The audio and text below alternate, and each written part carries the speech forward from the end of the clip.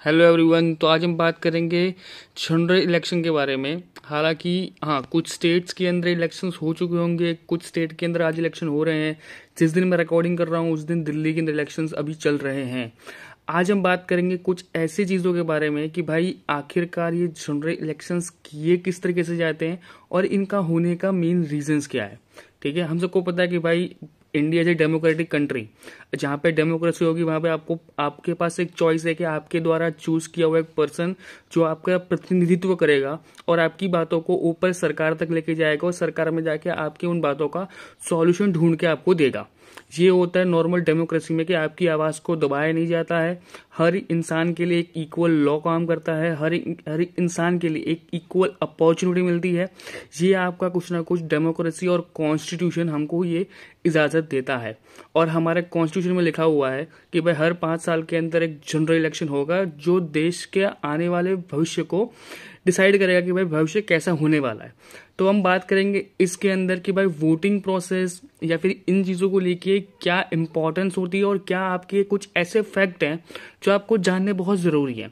जैसे कि अभी क्या होने वाला है कि भाई 18 तो लोकसभा का ये डेडिकेटेड पूरा का पूरा वोटिंग सिस्टम रहा है कि भाई इस बार का इलेक्शन है ना वो 18 तो लोकसभा के लिए होने वाला है, जो कि लोकसभा कह लो कि भाई पार्लियामेंट का लोअर हाउस कहा जाता है। और ये 5 साल के लिए एक होता है, कोई भी कैंडिडेट जो जीतता है वो 5 साल के लिए उस सीट पे बैठता है और 5 साल के बाद वो अपनी सीट को छोड़ के खुद को फिर से इलेक्शंस के अंदर अपने आप को डालता है और फिर से जीत के आता है। ठीक है, ये होता है पूरा प्रोसेस। आगे बात करते हैं कि और क्या है। सबसे बड़ी बात आती है कि वर्ल्ड का लार्जेस्ट डेमोक्रेसी इलेक्शन होने वाला है। ठीक है, जब भी हम सुनते हैं ना कि भारत का इलेक्शन है तो पूरा वर्ल्ड देखता है कि भाई इलेक्शन में कौन जीतने वाला है, क्योंकि पूरे वर्ल्ड के अंदर सबसे बड़ी और सबसे लार्जेस्ट डेमोक्रेटिक कंट्री हम है। ठीक है, और सबको पता है कि भाई इंडिया के अंदर अगर कोई भी सीट ऊपर नीचे हुई मतलब पूरे वर्ल्ड में कोई ना कोई सिचुएशंस अप एंड डाउन होगी। समझ में आया? जैसे कि मैं आपको सिंपल एग्जांपल देता हूँ। बीजेपी जिस दिन फर्स्ट टाइम 2014 में जाके शेयर मार्केट में चेक कर लेना, जिस दिन फर्स्ट टाइम बीजेपी सरकार में आई, जिसने बीजेपी ने अपनी सेंट्रल गवर्नमेंट बनाई, उस दिन शेयर मार्केट रॉकेट हो गया था, ऊपर भाग गया था। उसके बाद 2019 के अंदर भी सेम सिचुएशन। जैसे ही इलेक्शन का डे रिजल्ट आया, रिजल्ट डिक्लेयर हुआ, उस दिन भी रॉकेट की तरह मार्केट ऊपर। इस बार भी 4 जून को 2024 को फिर से इलेक्शन का रिजल्ट आएगा और अगर मोदी सरकार फिर से आती है तो याद रखना कि मार्केट फिर से बूम ऊपर जाएगा। ये आपको एक छोटी सी चीज़ बता रहा हूँ जो शेयर मार्केट से रिलेटेड जो लोग हैं उनको पता होगा कि भाई किस तरीके से उसमें ट्रेडिंग की जाती है, क्या नहीं किया जाता है। हमारा वो टॉपिक नहीं, आज हम वो चीज़ को हम बाद में डिस्कस करेंगे। आज हम बात करते हैं कि और क्या चीज़ें इंपॉर्टेंट है। आगे चलते हैं। कुछ जो एक की फैक्टर्स रहे हैं ना हर पार्टीज के लिए, वो इस तरीके से है कि भारतीय जनता पार्टी, जिसको हम बीजेपी कहते हैं, जो प्राइम मिनिस्टर मोदी जी के द्वारा लीड की जाती है, जिसके अंदर अमित शाह भी हैं। ठीक है, और इनका जो मेन एजेंडा रहा है ना वो इंटरनल सिक्योरिटी और इकोनॉमिक ग्रोथ और वर्ल्ड लेवल पे इंडिया को किस तरीके से प्रेशराइज सिचुएशंस के में किसी के ऊपर डिपेंड रह के नहीं, लोग इंडिया के ऊपर डिपेंड रह के ये सोचें कि भाई जो इंडिया आंसर देगा ना हम वो आंसर देंगे। आज से 70 साल पहले ये सिचुएशन थी कि भाई हम जो आंसर देते थे ना वो किसी के दबाव में आके, किसी को सोच समझ के, वर्ल्ड लेवल पे हमारे रिलेशन किसी के साथ खराब ना हो जाए, तो हम लोग एक डिफेंसिंग मोड में खेल रहे थे। बीजेपी का एक एजेंडा है कि भाई हम तो एग्रेशन में खेलेंगे और हमको रिजल्ट भी ला के दिखाना है। तो ये हो भी रहा है कि हम जो डिसीजन लेते हैं ना तो हमको देखा देखी और जो छोटे मोटे कंट्रीज है ना वो ये सोच के देखते हैं कि भारत ने यूएन के अंदर अगर ये ऑप्शन उठाया और ये डिसीजन ले रहा है ना तो हम भी भारत के साथ चलेंगे। This is the power. इससे सालों पहले क्या था कि हम लोग डिफेंसिंग मोड में थे, अब हम आ चुके हैं एग्रेसिव मोड पे, और आना भी चाहिए क्योंकि भारत जितनी बड़ी इकोनॉमी है, आप अगर इसमें एग्रेसिव मोड पे खेलोगे ना तो हो सकता है कि आपको डेवलपमेंट की ग्रोथ बहुत ज़्यादा जल्दी देखने को मिलेगी। तो मैं ये बीजेपी का एक एजेंडा हमेशा से रहा है। इंडियन नेशनल कांग्रेस या फिर INC, इंडियन नेशनल कांग्रेस का जो पूरा हेड है वो राहुल गांधी जी करते हैं, और राहुल गांधी जी का सेम थोड़ा सा एजेंडा बीजेपी के अगेंस्ट रहता है क्योंकि वो एक one of the biggest opposition party रही है। और देखो मैं हमेशा ये मानता हूँ कि भाई किसी भी पार्टी के अगेंस्ट में एक स्ट्रॉन्ग अपोजिशन होना ही चाहिए जो उनको क्वेश्चंस कर सके, जो उनके लिए जो उनको काम करने के लिए प्रेशराइज कर सके। समझ में आया? ये बेटर वे होगा कि अगर किसी डेमोक्रेटिक कंट्री में अगर एक स्ट्रांग अपोजिशन हो तो, वरना क्या हो जाएगा पता है कि अगर कोई एक ही पार्टी लीड करेगी ना तो वो बहुत अच्छा काम तो करेगी, बट अगर कोई उनको क्वेश्चंस पूछने वाला नहीं होगा ना तो हो सकता है कि उनसे कोई रॉन्ग डिसीजन लिए जा सकते हैं। समझ में आया? इसलिए एक स्ट्रांग अपोजिशन होना बहुत ज़रूरी है। राहुल गांधी या फिर कह लो इंडियन नेशनल कांग्रेस एक वो स्ट्रांग अपोजिशन उभर के आ सकते हैं इन फ्यूचर, बट इस इलेक्शन के लिए उनका और क्या क्या एजेंडा रहा है ये हम बात करते हैं। तो इस इलेक्शन के लिए उनका मेन एजेंडा रहा है कि भाई वो जो इकोनॉमिक इनइक्वालिटी हो रही है कि बीजेपी जो दिखाती है ऑन पेपर और जो बोलती है उसमें बहुत डिफरेंस आता है। ये मेरा कहना नहीं है, राहुल गांधी का कहना है, ठीक है। दूसरा आता है कि सोशल जस्टिस नहीं मिल रहा है। क्यों? क्योंकि भाई सुप्रीम कोर्ट, हाई कोर्ट से लेके हर एक जज बीजेपी ने अपने अपने हिसाब से अपने लोगों को बिठा दिया, जैसे कि बीजेपी की हर कैंडिडेट को या बीजेपी की अगर आप चापलूसी कर रहे हो, यानी कि अगर आप उनकी चाट रहे हो तो मतलब आप ये समझ लो कि आप बीजेपी के अंदर हो के आप फ्री हो। ये मैं नहीं कह रहा हूँ, मैं स्पेसिफाई कर रहा हूँ, ये मैं नहीं कह रहा हूँ, ये राहुल गांधी जी के वर्ड्स हैं, ठीक है। आगे बात करते हैं। गवर्नमेंट के अंदर इन जो इंस्टेबिलिटी आ चुकी है वो स्टेबिलिटी लेना चाहते हैं।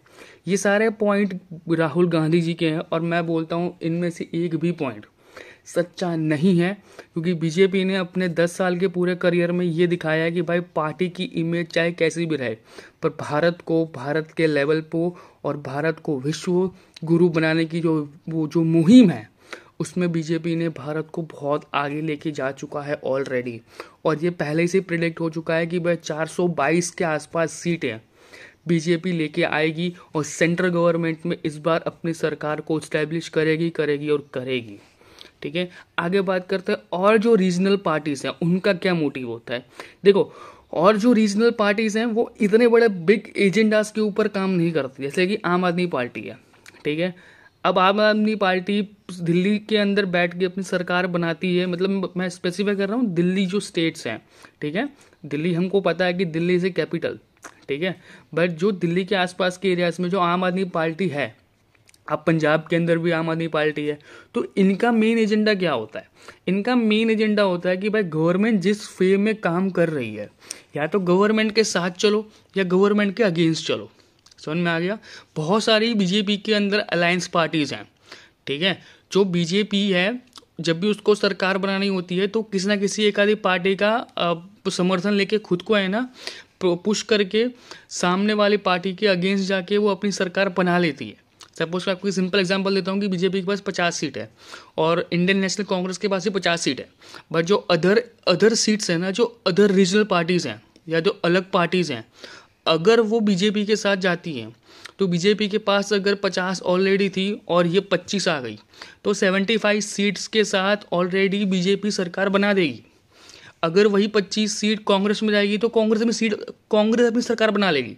समझ में आया? तो रीजनल पार्टीज भी कहीं ना कहीं एक बहुत इंपॉर्टेंट रोल प्ले करती हैं किसी भी सेंट्रल गवर्नमेंट में अपनी सरकार को बनाने के लिए, ठीक है। इसलिए है ना, बहुत बार ऐसा होता है कि एक इंडिविजुअल कैंडिडेट होता है जो जीत जाता है, पर उसका एक वोट होता है ना, वो पार्टी को गिरा भी सकता है और पार्टी को बचा भी सकता है।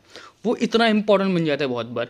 इसलिए रीजनल पार्टीज या फिर कह लो कि अदर पार्टीज है ना, वो बहुत इंपॉर्टेंट रोल प्ले करती हैं हमेशा इन चीज़ों को लेके, ठीक है। आगे बात करते हैं कि और क्या इंपॉर्टेंट चीज़ें हैं। ओके, बात करते हैं कि भाई जो पार्टिसिपेशन इस बार वोटिंग के पूरे प्रोसेस में रहा है ना, वो बहुत इंपॉर्टेंट रहा है। किस तरीके से रहा है पता है कि 2019 के अंदर 815 मिलियन यानी कि लोग 815 मिलियंस के आसपास वोटर्स थे, जिनकी संख्या 2024 में बढ़ के हो चुकी है 968 मिलियन के आसपास। यानी कि जो इंडियन यूथ है ना, वो अब पूरे वर्ल्ड लेवल पे सबसे ज़्यादा हमारे पास है। समझ में आया कि लोग अब इतने अवेयरनेस में हैं और लोग जाके वोट डालेंगे। सेकेंड पॉइंट आता है कि भाई इस बार जो इलेक्शन कमीशन ने एक बहुत अच्छी चीज़ की थी ना, वो ये की थी कि अगर आप 85 प्लस हो, यानी कि आपकी उम्र अगर 85 प्लस है और आप डिसेबिलिटी से या फिर किसी भी टाइप की किसी भी ऐसी सिचुएशन से आप परहेज कर रहे हो, या आपकी वो हेल्थ कंडीशन आपकी वैसी है कि आप वोटिंग बूथ तक नहीं जा सकते हो, तो आपके पास आपके घर पे एक पूरा का पूरा ईवीएम मशीन लेके पूरी टीम आएगी और आपका वोट डलवाया जाएगा। इस हद तक कि हमने फर्स्ट टाइम एक ऐसी सुविधा भी प्रोवाइड करवा रखी है।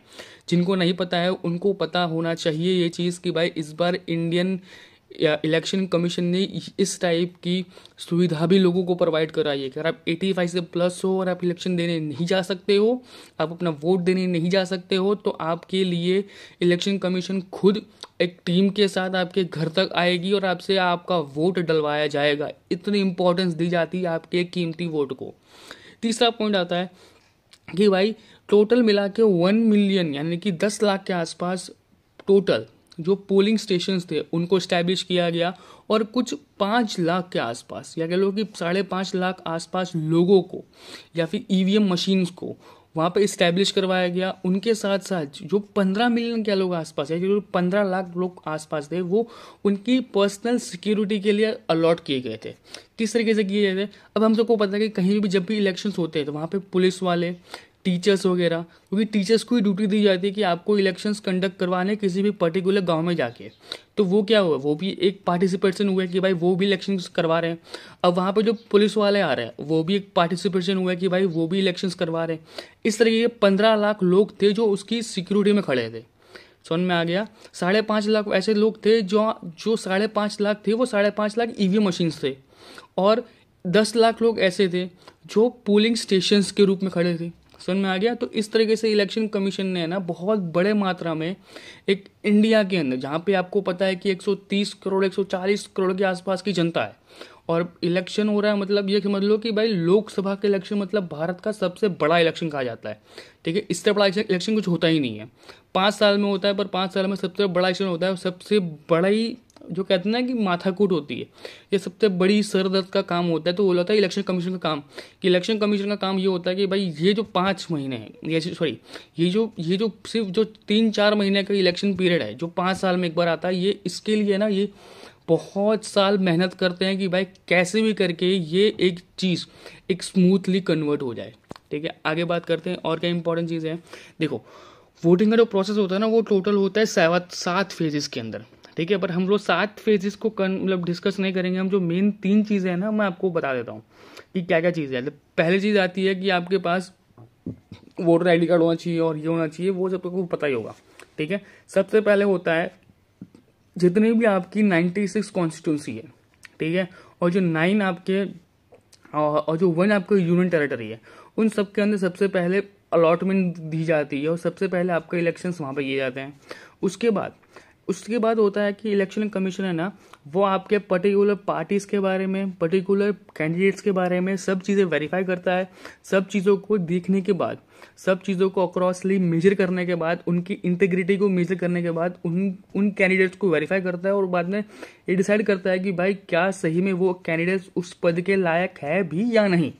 ठीक है, जैसे कि सूरत में किस्सा आया था कि बीजेपी के एक कैंडिडेट को ऐसी ब्लैंक आउट जीत मिल गई थी। उसके अपोनेंट्स का कुछ डॉक्यूमेंटेशन में कुछ प्रॉब्लम थी, उसके पूरे के पूरे पर्चे को डिस्क्वालीफाई कर दिया गया था।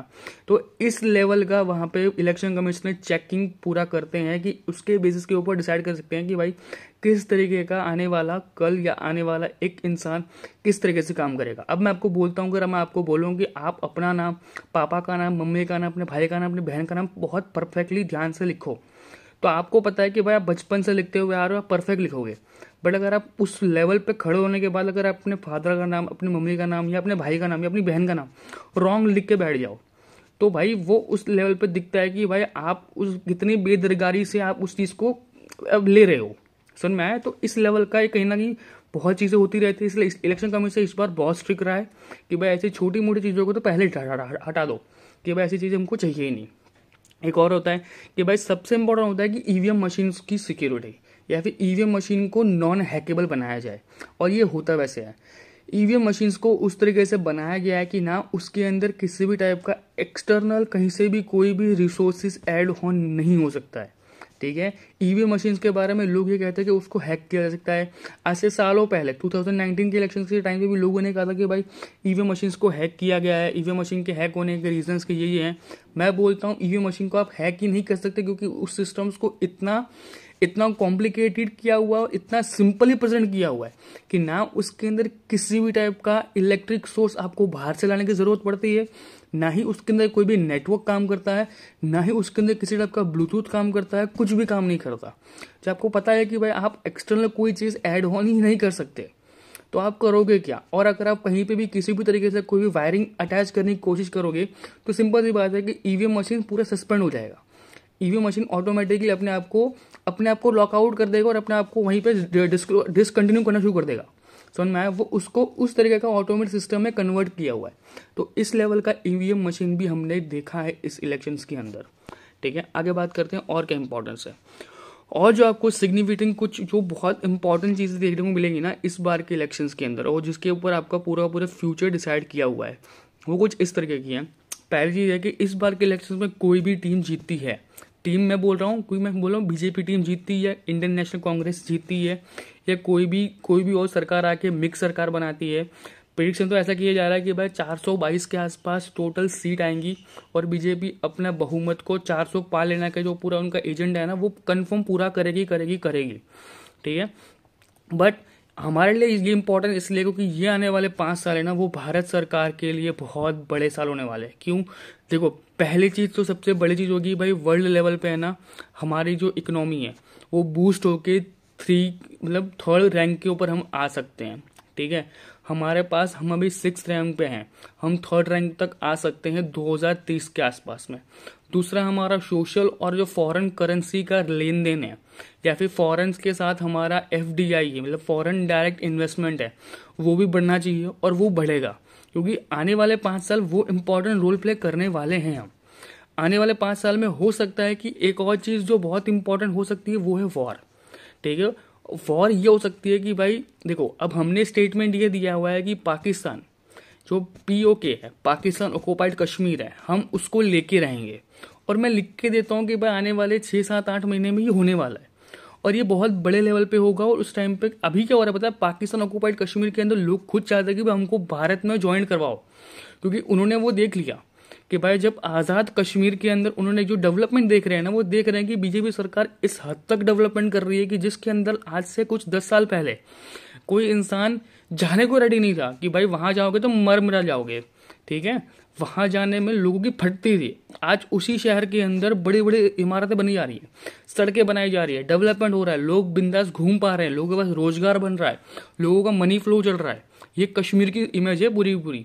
और उसी के सामने एक ही जोन में है, ऐसा नहीं कि दूर है, एक ही जोन में है POK, पाकिस्तान ऑक्युपाइड कश्मीर, वो तक उसी का पार्ट है। बट वहां पे आप डेवलपमेंट देखो भाई, लोग अनाज के लिए एक दूसरे को मार मिटने को रेडी हैं। समझ में आ रहा है? मार मिटने तक को रेडी हैं कि भाई मुझे अनाज मिलना चाहिए, मेरे बच्चे को अनाज मिलना चाहिए। ये लेवल हो चुका है पाकिस्तान ऑक्युपाइड कश्मीर के अंदर। अब वहां के लोगों ने विरोध शुरू कर दिया है कि भाई हमको कश्मीर में ज्वाइन करवाओ, हमको पाकिस्तान ऑक्युपाइड कश्मीर में नहीं रहना।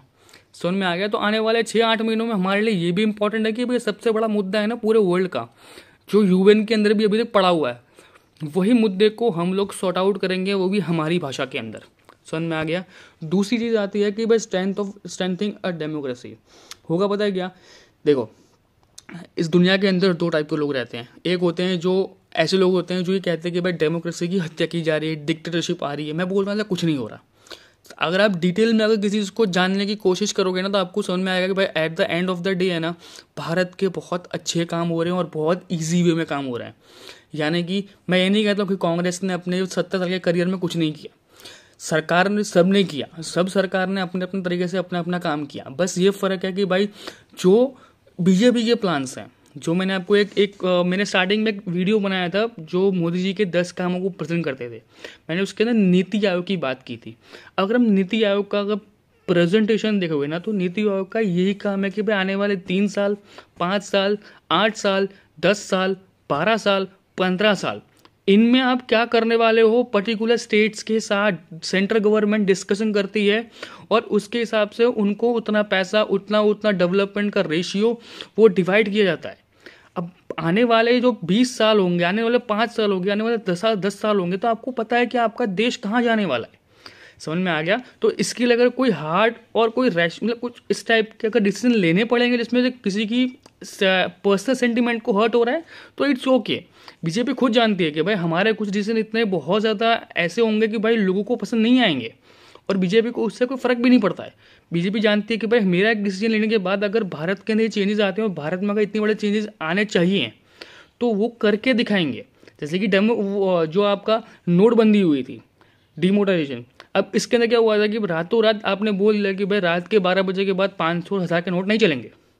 तो ये क्या था, अब लोगों की नज़र में था कि भाई ये तो बहुत गंदा हो गया, लाइन में खड़े रहना पड़ता है, ये करना पड़ता है, वो करना पड़ता है। But at the end of the day क्या हो रहा है, लोगों ने उसको सपोर्ट किया। लोगों को लगा कि नहीं भाई, आज जिंदगी में नहीं, पूरे के पूरे इतने आज़ादी के इतने सालों में पहली बार किसी ने इतना बड़ा कदम उठाया और बोल्डली उठाया। समझ में आया? तो दिस लेवल के भाई, इस लेवल की हम लोगों को डेमोक्रेसी देखने को मिल जाएंगी बहुत बार। ग्लोबल इम्पैक्ट इंडिया का क्या होने वाला है कि वर्ल्ड की लार्जेस्ट इकोनॉमिक बनने में हम लोग सिर्फ 2 कदम दूर हैं, और हम वो बन के दिखाएंगे। वर्ल्ड लेवल के ऊपर हमारा जो इंडियन इमेज है आज वो एग्रेसिव मोड में चलती हैं। हमारी वर्ल्ड पॉलिटिक्स इस लेवल की है कि ना हमें कोई भी दूसरा देश हमें कुछ बोल पाता है। मैं आपको लिख के देता हूँ भाई, मुसलमान के 6 कंट्रीज हैं। उन 6 मुसलमान कंट्रीज के अंदर मोदी जी को उन्हीं के स्टेट का, उन्हीं के कंट्री का जो बिगेस्ट सिटीजन अवार्ड होता है ना, वो इंडिया को मिला हुआ है, या फिर कह लो कि मोदी जी को मिला हुआ है। ये बहुत बड़ा अचीवमेंट होता है कि भाई आप एक मुसलमान कंट्री के अंदर मुस्लिम के सबसे बड़े अवार्ड को एक हिंदू नेता को आप देते हो, ये डेडिकेट करते हुए कि भाई हमारी फ्रेंडशिप को या फिर इंडिया और इस पर्टिकुलर कंट्री के रिलेशनशिप खराब नहीं होने चाहिए। अब वो खुद जानते हैं कि इंडिया जिस लेवल पे आने वाले 20 या 10 सालों में होगा वो एक नेक्स्ट लेवल होगा, जो पूरे वर्ल्ड के सुपर पावर कंट्रीज के रूप में बैठा होगा। समझ में आया? तो हर एक कंट्री चाहता है कि इंडिया के साथ हाथ मिला के इंडिया के साथ काम किया जाए।